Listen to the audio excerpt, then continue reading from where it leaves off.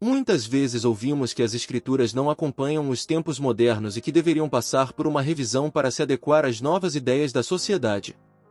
Mas será que isso faz sentido?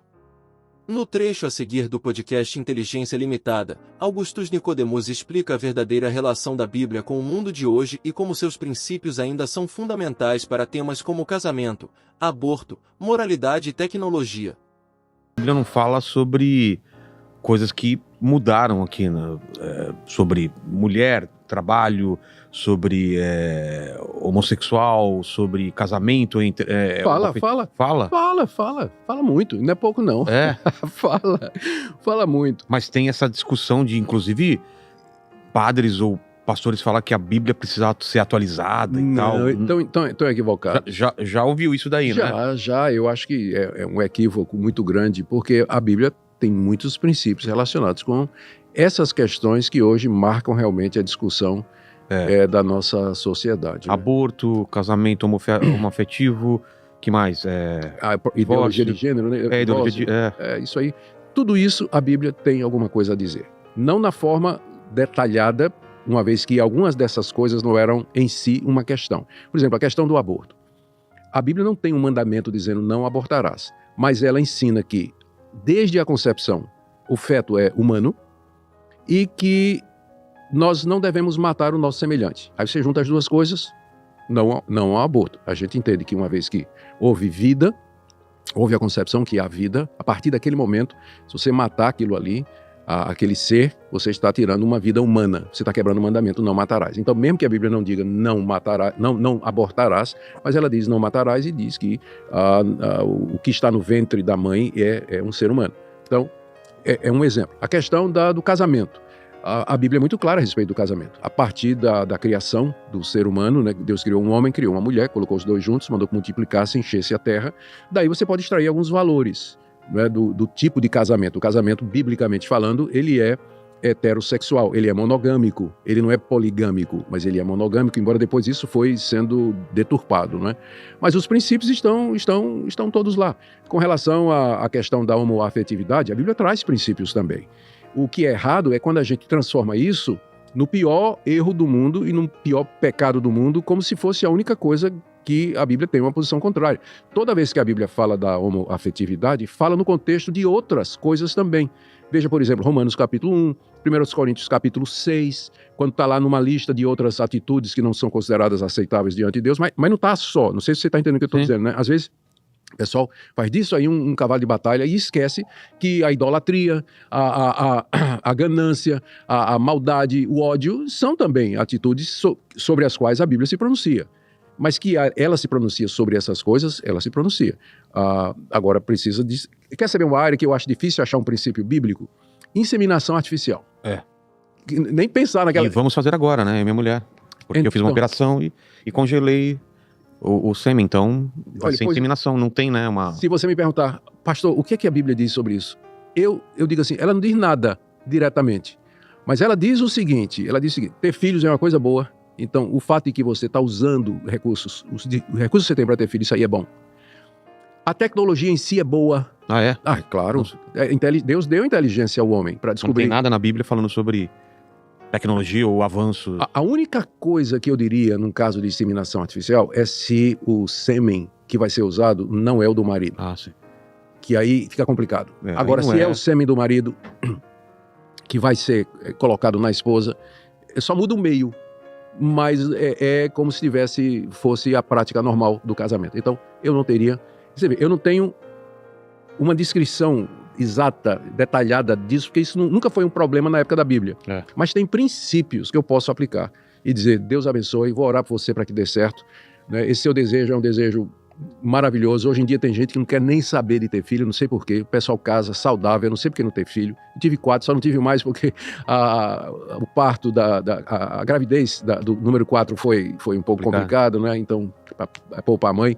Então, mas você está fazendo a coisa, eu não sabia, cara, eu vou orar por você. Que Deus te abençoe e tudo corra bem, viu? Amém. Bem. Deixa eu ver outra pergunta aqui. Quais são os principais, daqui do Jefferson, quais são os principais desafios que você enfrenta ao comunicar a mensagem cristã em todo mundo cada vez mais secularizado? O mundo está cada vez mais secularizado ou a impressão nossa? Tá. Uma parte do mundo. a gente tem que entender o que é secularização. É quando aquelas áreas, aqueles países do mundo que antes eram religiosos, entenda-se cristão, o cristianismo vem perdendo espaço na arena pública. Ele já não é mais levado em consideração em discussões tipo economia, política, arte, ciência, educação. Está cada vez mais sendo rejeitado. Isso se chama de secularização. Aconteceu na Europa, é hoje um continente secularizado, já foi cristão, hoje é secularizado. Está acontecendo nos Estados Unidos, processo de secularização muito rápido, o cristianismo vem encolhendo nos Estados Unidos.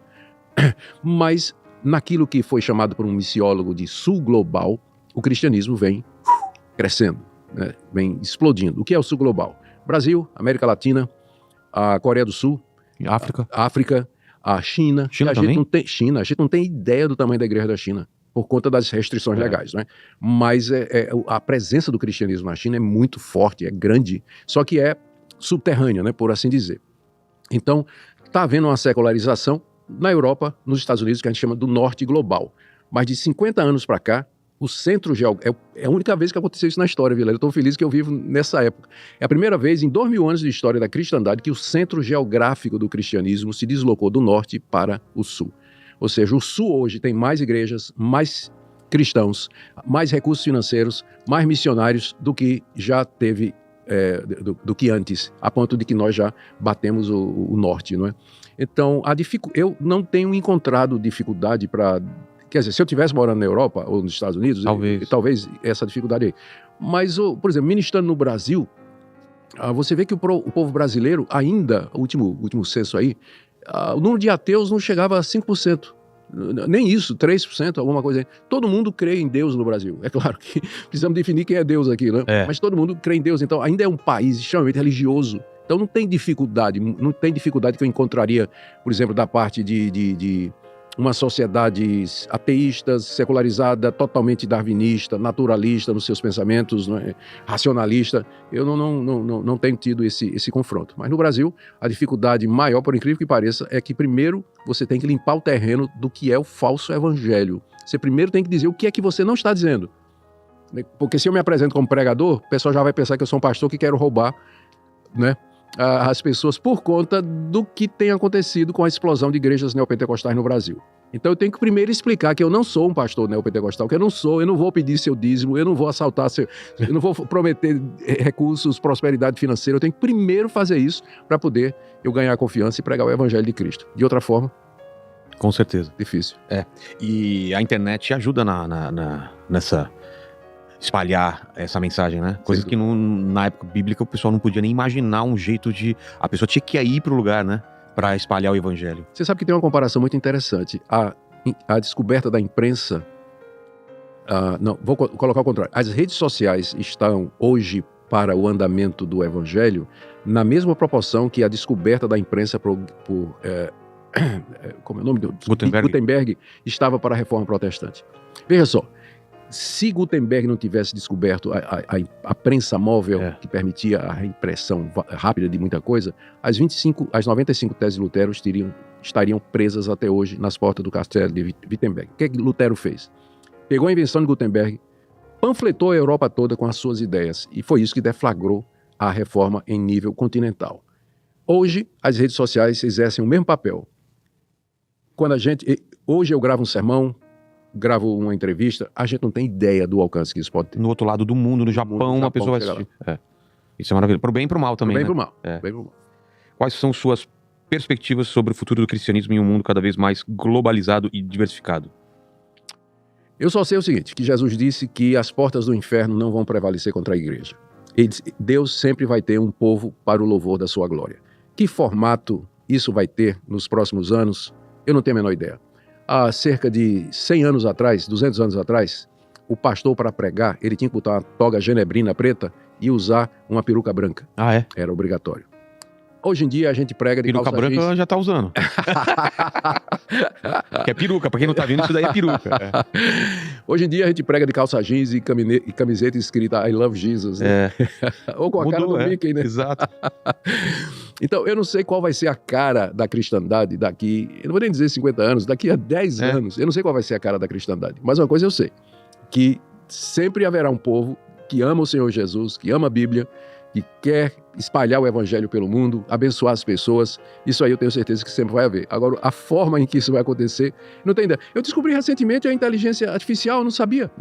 Eu não sabia. E, olha, mão na roda para você fazer pesquisa, para você entrar se aprofundar em determinadas áreas. Eu estou aposentando alguns livros meus, viu, depois disso aí. É mesmo? Ah, sim, fantástico. Tá usando o quê? O ChatGPT? ChatGPT, sem dúvida. Eu personalizei um chat, é possível fazer a personalização, não é? Carreguei na memória dele todos os meus livros, artigos, cursos e tudo mais.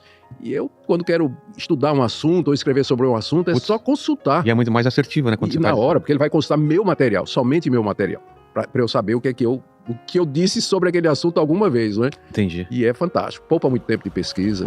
Como vimos, os princípios bíblicos continuam oferecendo respostas e direções para questões que moldam nosso tempo. Em um mundo em constante mudança, a Bíblia permanece como um guia sólido e relevante, não por precisar ser atualizada, mas porque seus fundamentos transcendem épocas e culturas. Que possamos refletir sobre isso e buscar sabedoria naquilo que é eterno. Se você chegou até aqui, se inscreva, curta, compartilhe e registre sua opinião nos comentários. Sua participação é muito importante para continuarmos trazendo assuntos interessantes como este. Obrigado por assistir, que Deus te abençoe, e nos vemos no próximo vídeo.